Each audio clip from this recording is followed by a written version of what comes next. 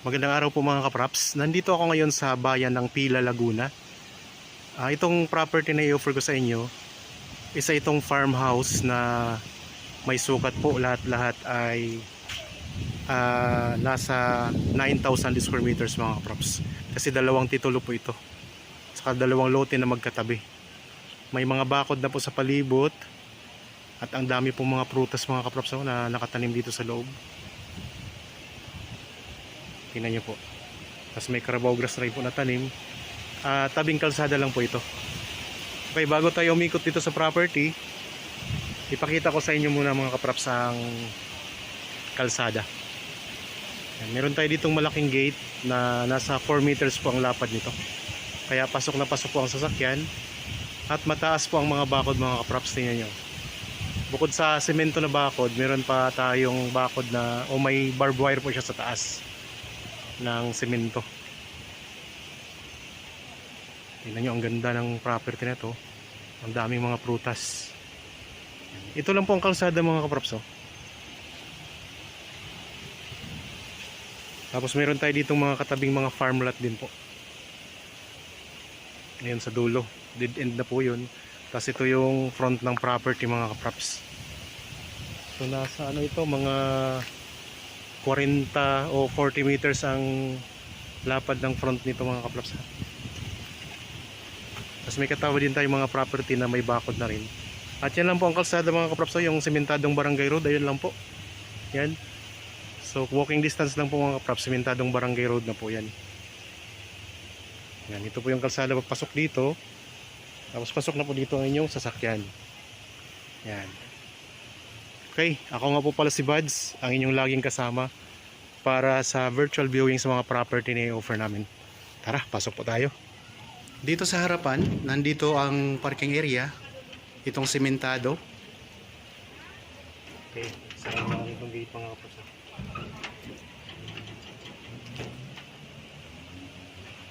Yan. Dito pagpasok pa lang natin, tingnan nyo naman ang daming mga prutas.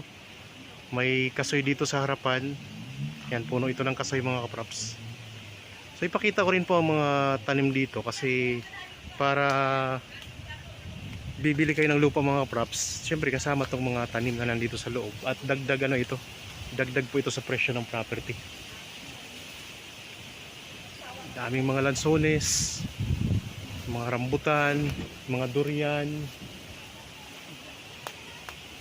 Ayan, daming puno ng mga prutas dito. Tapos ang tinan nyo ang durian mga kapraps, ang daming bunga. Ayan.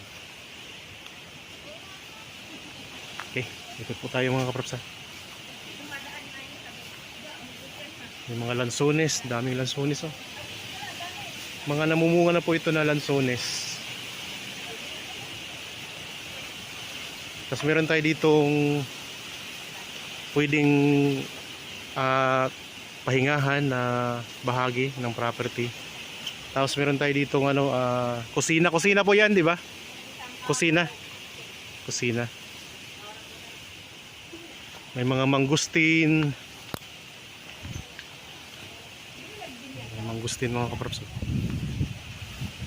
Daming bunga ng mga rambutan. Dito pa tayo ngayon sa kulang-kulang 5,000 square meters na bahagi ng property. So tulad ng sinabi ko kanina, dalawang property po ito na magkatabi. Kaya dito muna tayo mauna sa pag-iikot. Ito yung rest house niya dito. May mga tanim din na suha.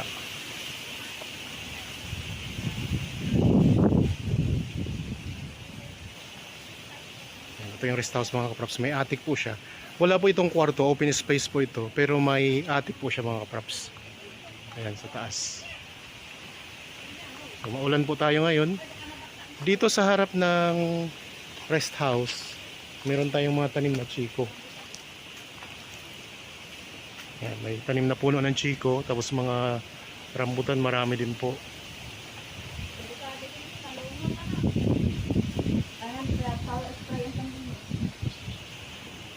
Dito, ito yung gilid ng property. Ayan, mayroon tayo dito tangke ng tubig at saka water pump. May linya na po ito ng kuryente at tubig ang property mga kapraps. Ang daming bunga ng rambutan, oh.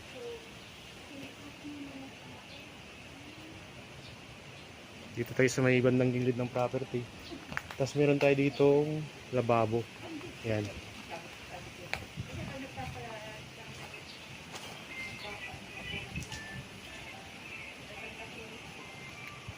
So ito yung puno ng durian mga kaprops. Tapos may mga rambutan, oh. Hinog ng mga rambutan niya.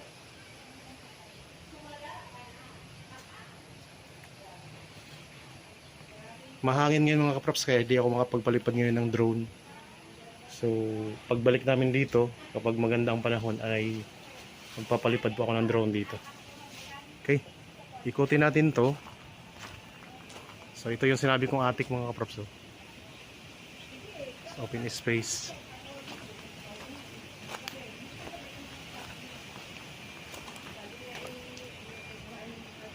Nandito tayo sa gilid ng bahay mga kaprops, ha.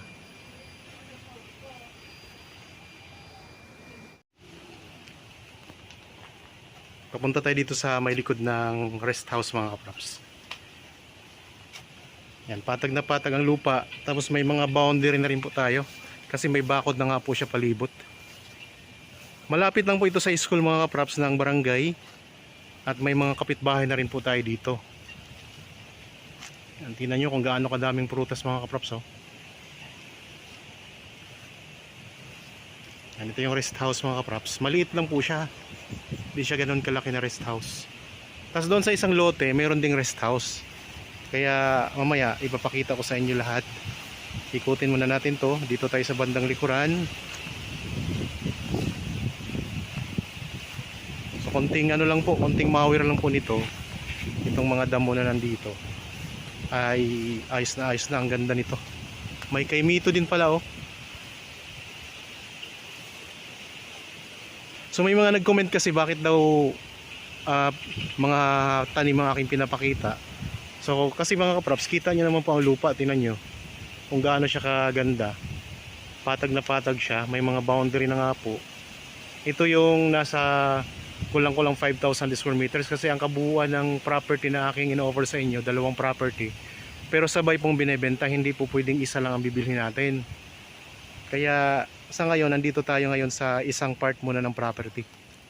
So ayun, may mga boundary na siya, kaya ipapakita ko naman po yung mga tanim na nandito. So pandagdag kasi ito sa ano sa ganda ng property.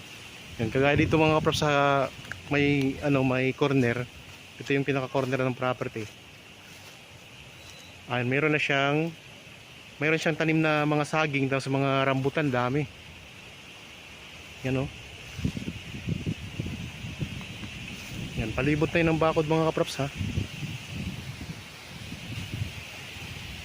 So bago tayo pumasok sa rest house, ikutin lang muna natin to. Yan, may mga puno din ng kamyas. Tapos may suha din mga kaprops, oh. Mataas po ang pader niya, palibot. Yan, pulang-pulang mga rambutan. Hinog na yan mga kaprops, oh. Daming tanim niyo.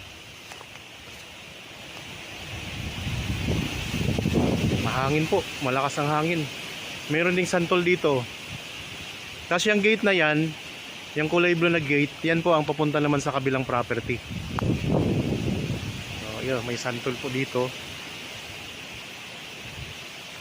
So mga kaprops, kahit malakas po ang hangin, maulan, ay patuloy tayo sa pagbibigay o paghatid sa inyo ng mga magagandang property. Malay nyo po ay magugustuhan nyo itong property na ino-offer ko at kayo na po ang makabili. Nandito naman ako ngayon sa may bandang gilid. Ang bakod niya, ang pader niya ay pari-pariho po ang taas. So mataas po yan mga kaprops. Yan, dito may mga chiko din. Daming mga lansones, oh. May puno din pala ng mangga, sari-sari po. Halos lahat ng prutas ay nandito na yata. Chiko. Meron ding kasoy doon sa may gate, sa tabi po ng parking area. Yan, ito naman po ang puno ng mangga. Patag na patag yan mga kapraps. So di na nyo kailangang bakuran kasi may mga bakod na siya palibot. At pader na talaga yung bakod niya. Yan, pupunta dito tayo sa may frontage ha. Yan, ito yung pinaka boundary niya pag ganun po, pag ganito. Hanggang doon sa gate po mga kapraps, ayun lang ang gate.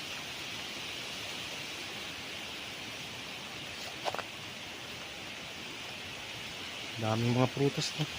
Ito, ang lalaki ng mga bayabas oh. Nagkalaglaga na po. Mga bayabas yan. Yan, ito. Kasi ito yung puno ng bayabas mga kapraps oh.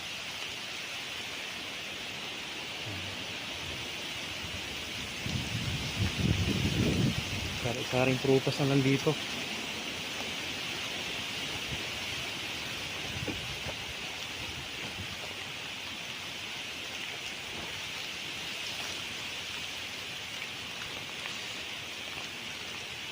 Meron sila ditong binakuran. Pwedeng magtanim kayo ng mga gulay dyan.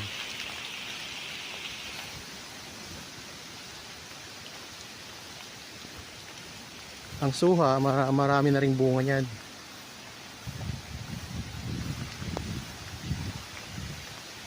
Yan, ito mga kapraps ng suha.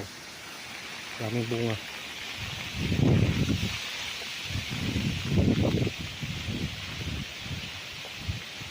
Ito, nasa baba na yung mga bunga ng rambutan. Tingnan natin kung pwede ito. Ito, hinog na. Yan, mangustin. Pabalik na tayo doon sa rest house. Yan, ito, may mangustin din. 3 puno ng mangustin na nandito.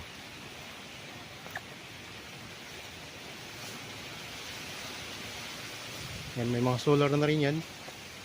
Tapos may guyabano din pala mga kapraps oh. Ito mga rambutan dito.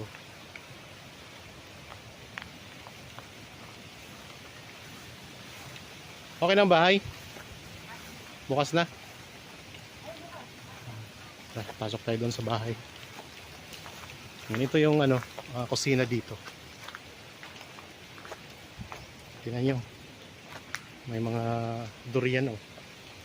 Mga hinog na pala yung mga crops ng durian na yun. Kasi yan lang po ang gate. So nasa 8 to 10 minutes lang ang distansya nito sa town proper ng Pila, Laguna. Napasok tayo dito sa rest house mga crops.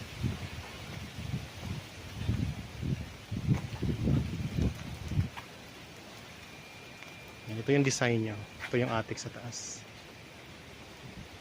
Cute siya, cute.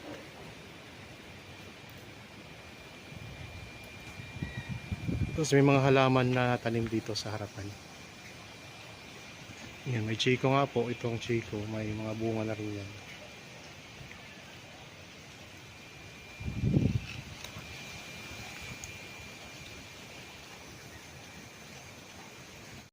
Tara, pasok na po tayo dito sa loob ng rest house.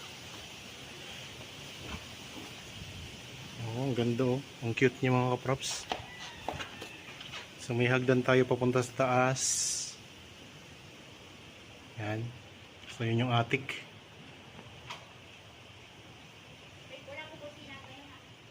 So open space lang po siya. Yan, naka-tiles na rin po yan.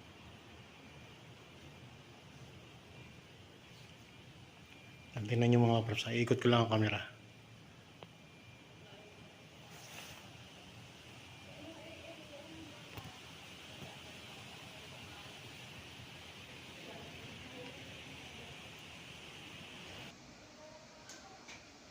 Mayroon na itong CR. Yan, may CR po tayo dito. Tapos dito mayroon tayong daanan papunta doon sa labas mga kaprops.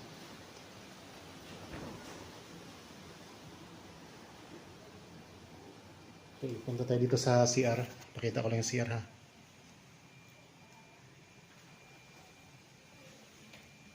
Yan, ito po. Cute din ang CR niya. May lababo mga props.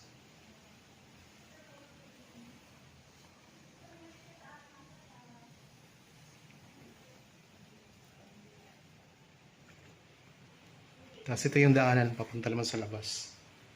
Meron ditong maliit na bar mga props. Yan. May bar tayo dito na maliit. Tapos ito yung design ng kisame.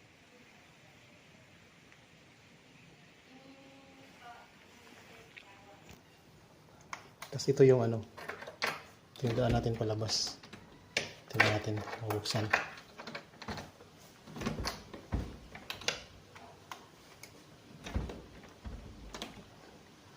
So nakalock po siya sa labas mga props. Kaya di ko maipakita pala sa inyo. Pero galing na tayo doon kanina.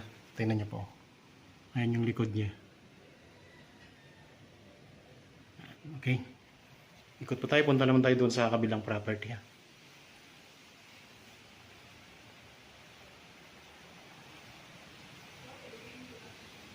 Bago tayo pumunta doon, punta muna tayo dito sa taas ng dito sa attic. Yan, ito yung hagdan niya. Dalawang CR niya kasi may CR din pala tayo dito sa taas mga props. Yan, nandito yung tulugan sa taas.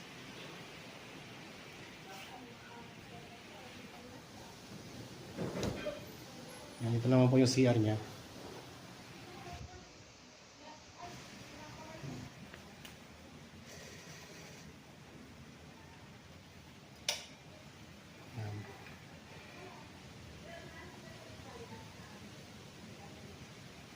Tapos mula dito sa CR, tanaw din natin yung likod natin. Ayan po.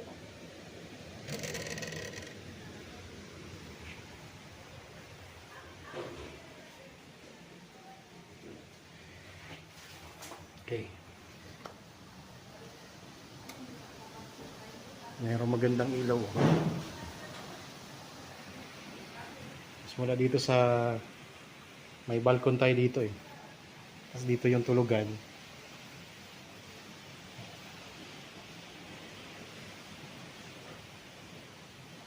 May aircon na rin yung mga kaprops. Tapos dito yung likod. Tanaw din natin ang likod. Itong rest house. So isang pamilya, kasya dito isang pamilya mga kaprops. Sa rest house na to. May attic. Tingnan nyo pong sahig niya mga kaprops. Ito yung cover sa sahig niya.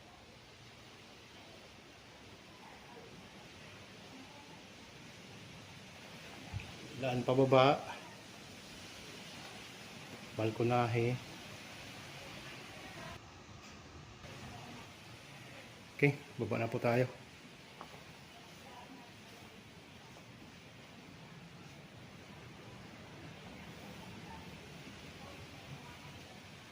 Malinis pati ng bahay.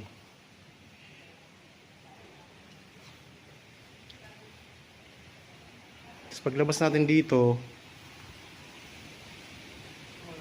meron tayo ditong ano, parang kubo na sementado mga kaprops na tanggapan ng mga bisita. Tara!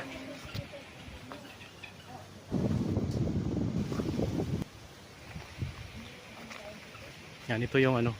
Pag may mga bisita kayo, yan, dito sila. Pwede sila dito pagpasok. Yan, meron tayo ditong lamesa at saka mga upuan. Ganda.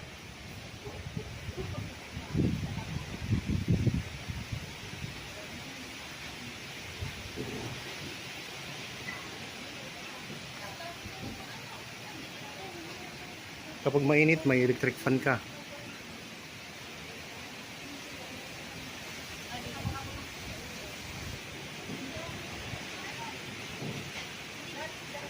Tapos. Okay, punta na tayo sa kabila. Punta tayo sa kabila.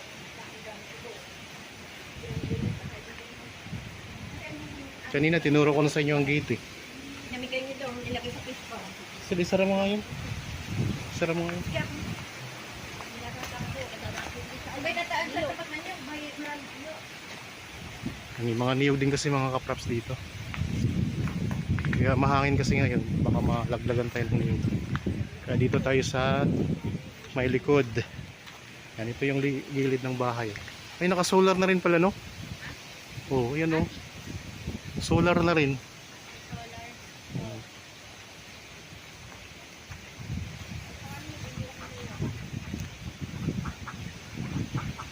Anong puno nga ito?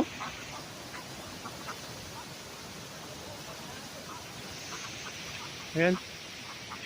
Ayan mga props, di ko kasi alam kung anong puno ito. Comment lang kayo sa comment section.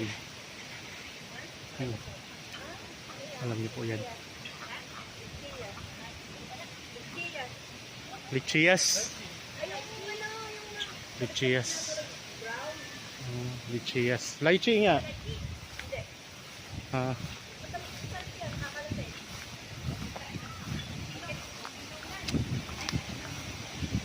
Mayroon din siyang puno ng langka ha.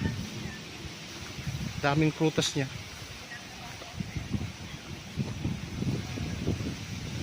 Ito na yung pinakalikuran. Ayan ang pinakalikuran. Ayan.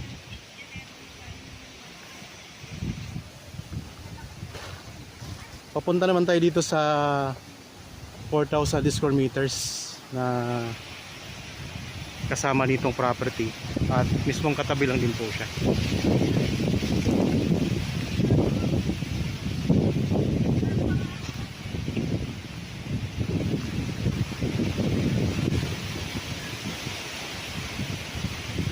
Ito yung puno ng santol mga kaprof dito. Daming bunga oh. Lagdagan ng mga bunga ng santol. Yan, mismong katabi lang po. Ito lang ang gate ang ating pagitan. So ito na po 'yon oh. Yan. So 4,000 square meters yan sa mga kaprops. Okay, pasok tayo.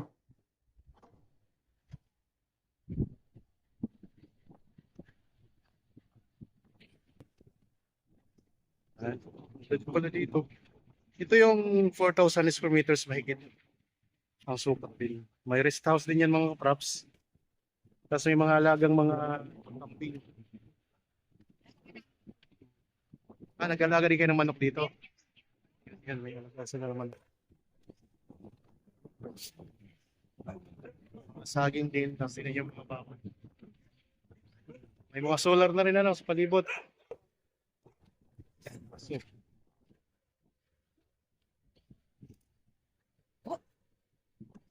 ito tayo mga kasama. Mayroon pathway dito. Ang laki ng aso. Tumagat ha. Okay. Okay, ito mayroon tayo pathway. Papunta doon sa rest house po yan, ma'am, no?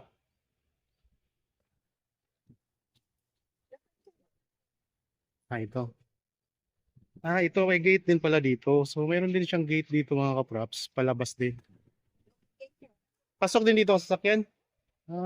Tingnan natin ha. Tingnan ko lang po. Sasarado na, lalabas ako.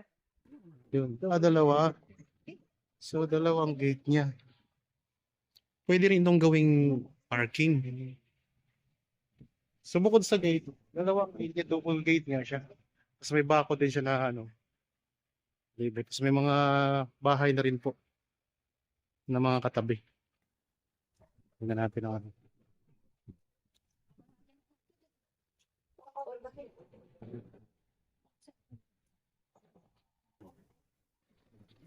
kalsada na rin ito mga bahayan na rin. Ano ka, pagdating sa dulo. Ay, hindi. Parang doon. Pwede tayo dito lumabas din papunta sa labasan sa main road. Okay, balik tayo. So kita na po natin ang mga bahayan katabi. May mga bakod na rin po yan na matataas mga kaps. Pwede ma-parking pwedeng parking din ito.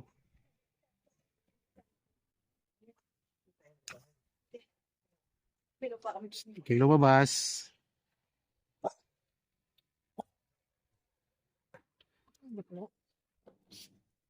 Ano ba ito, mga puno, mga miracle fruit yan ano?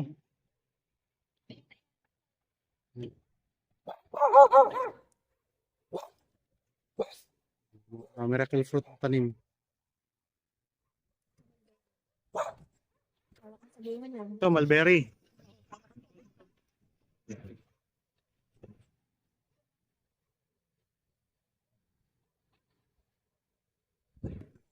Sa area na ito yung mga props.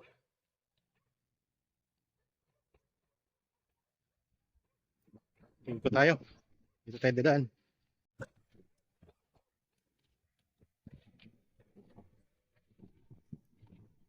May puno ng langka. So mga props, kapag bibilhin niyo po yung property, magkasama po itong dalawa ha. Hindi pwedeng isa lang ang bibilhin natin. So package na po. Lahat-lahat po ay nasa 9,000 square meters ang buong sukat. Yan, ito ang puno ng langka. Malaking puno ng langka siya. Tapos may mga tanim na saging. Hindi siya ganun kadaming tanim sa kabila. Dito po ay marami pa tayong pwedeng pagtamnan. Pwedeng tamnan natin ng mga gulay. So malawak pa rin po ang space dito. Yan, may mga solar na rin po ito at saka may linya na ng kuryente at saka tubig. So sabi ng caretaker mga kaprops, dito daw sila nagtatanim ng mga mais. So ngayon wala lang silang tanim ng mais. Ikot natin ang camera ha. Ayan yung rest house nila. So yari siya sa kawayan, tapos siyero ang bubong.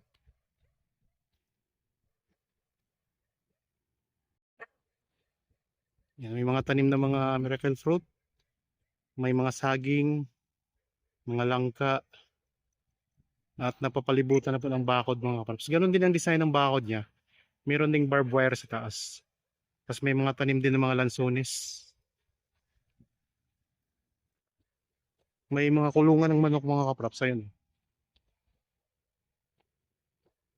Nag-aalaga din kasi ng manok yung nangangalaga dito sa property. Dito, mas mataas ang bako dito sa may bandang gilid.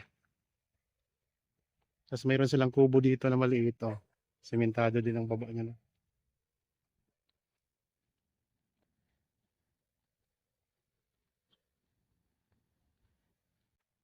So, maganda ang property mga kaprops. Marami pa tayong pwedeng gawin dito.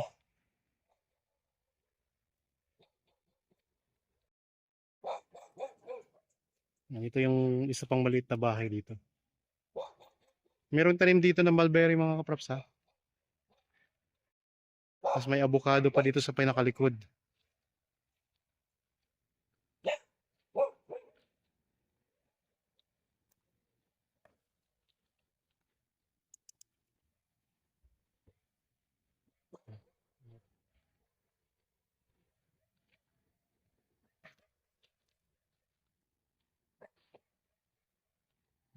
Mayroong kulungan ng manok, lalagyan ng manok.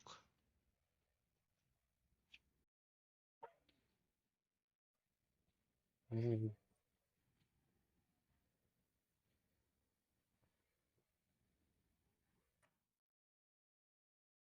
Kung gusto niyo rin mag-alaga ng manok mga kaprops, pwede rin kayo dito mag-alaga. Oh. Ito yung puno ng avocado. Tatlo pala, tatlo ang kubo para sa mga manok mga kaprops. Isa, tas dalawa. Ayan. Tas dito, ito yung pinaka corner ng property. Yan, ito yung pinaka corner mga kaprops ng property. Tas dito, pwede rin dito alagaan ng manok, pero ang nakalagay dito mga kaprops, kambing. Kulungan pa lang kambing ito. May dalawang kulungan ng manok, tapos may dalawa din pong, may isang kulungan ng kambing. Ito yung kulungan ng manok. Kasi yung una. Katabi lang dito. Mayroon na rin CR to. Kasi ito yung rest house. May katabing puno ng mangga.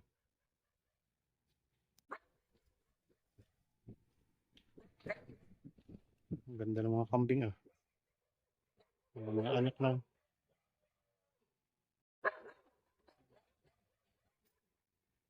May barako din na kambing oh, ang laki. So yung pathway na yan, diretso yan dito sa bahay. Yan, pathway pupunta doon sa gate. Ayun.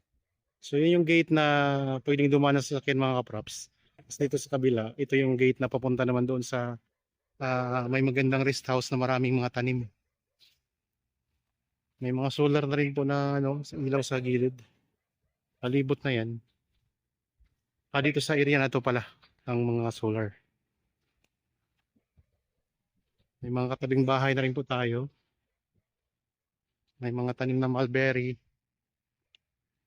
So pwede pang taniman ng gulay ito. Mula dito, ikot ko lang ang camera ha.